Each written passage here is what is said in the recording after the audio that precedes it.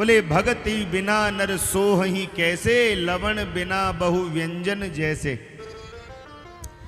जैसे नाना प्रकार के व्यंजन बने हो और उनमें स्वादिष्ट नमक ना हो तो नमक के बिना सारे व्यंजन बेकार हैं, ऐसे ही जीवन में कितने भी गुण हो, विद्वान हो, धनवान हो, पहलवान हो, लेकिन जीवन में भक्ति नहीं है तो जीवन ऐसा ही समझो जैसे नमक के बिना व्यंजन फीके होते हैं, ऐसे ये जीवन भी फीका ही है। भक्ति जरूर हो, लेकिन भक्ति हो कैसी, भगवान समझा रहे हैं इंद्र को।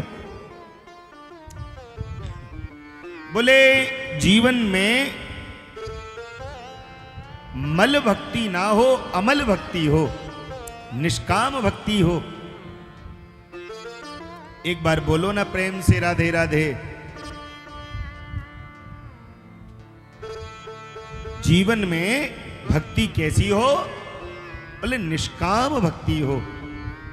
और एक बात बोलूं, निष्काम भक्ति आएगी कब, बोले जब हम सकाम भक्ति प्रारंभ करेंगे। हम लोगों की आशाएं, हम लोगों का मन, हम लोगों की इच्छाएं छोटी छोटी चीजों में अटकी रहती हैं, तो पहले भगवान से अपनी कामनाओं से ही स्टार्ट करो, कोई बात नहीं, मांगने से ही शुरू करो, क्योंकि विश्वास तो भी हो जाएगा। और जब भगवान देना प्रारंभ कर दें तो फिर भगवान से उनके चरणों की भक्ति मांगो, भगवान के चरणों का प्रेम मांगो। और एक बात बोलूं, भक्ति कैसी हो, बोले भाई हम जितनी देर भगवान के पास में बैठे उतनी देर फिर संसार को भूल कर बैठे। अहि तो क्या प्रतिहता ये आत्मा संप्रसीदति। भक्ति आज भी हम कर तो रहे। देखो पहले दिन की कथा में आपने यदि सुना हो, भक्ति के दो पुत्र हैं, ज्ञान और वैराग्य। जिस भक्ति में ज्ञान नहीं होता वह भक्ति अंधी भक्ति होती है।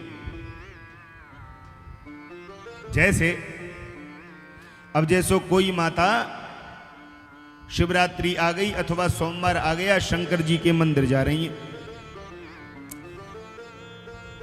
तो भक्ति तो निश्चित है तभी तो मंदिर जा रही हैं। अगर भक्ति नहीं होती, शंकर जी से प्रेम नहीं होता तो मंदिर जाती ही नहीं। तो ये तो निश्चित हो गया कि हाँ भक्ति तो है इसीलिए मंदिर जा रहे हैं, लेकिन मंदिर में जाकर भगवान की पूजा करनी कैसे चाहिए ये ज्ञान नहीं है। कई बार हम क्या करते हैं, ऐसे पेड़ा का डिब्बा लेकर के गए, ऐसे पेड़ा उठाया भगवान के मुंह पे ही चिपका दिया। तो हम तो भगवान के मुख पर चिपकाया, ये भावना तो बहुत अच्छी है, भगवान को भोग लगा रहे हैं, लेकिन ये भोग लगाने का तरीका नहीं है। अब आप तो भोग लगा के आए, फिर भगवान के ऊपर चींटियों का राज्य हो रहा है, पूरे शरीर में भगवान के चींटियां घूम रही हैं। अथवा बोले सोमवार को शंकर जी के यहां गए, अब मंदिर जो होते हैं वो तो माताओं के मीटिंग हाउस होते हैं, सवेरे सवेरे सारी मैया वहीं इकट्ठी होती हैं और फिर उनकी घर की पंचायत भी पूजा के संग ही चलती है। 4-5 मैया नवा रही हैं शंकर जी को, ओम नमः शिवाय, ओम नमः शिवाय, ओम नमः शिवाय। और जी ठीक हो? हाँ जी ठीक है, ओम नमः शिवाय, ओम नमः शिवाय, ओम नमः शिवाय। अच्छा तुम्हारो लाला वो बीटेक कर रहे हो, काब है हो? ओम नमः शिवाय, ओम नमः। भक्ति भी चल रही है, पंचायत भी चल रही है। तो जिस भक्ति में ज्ञान ना हो वह भक्ति कैसी होती है? अंधी भक्ति होती है। ज्ञान होना बहुत आवश्यक है।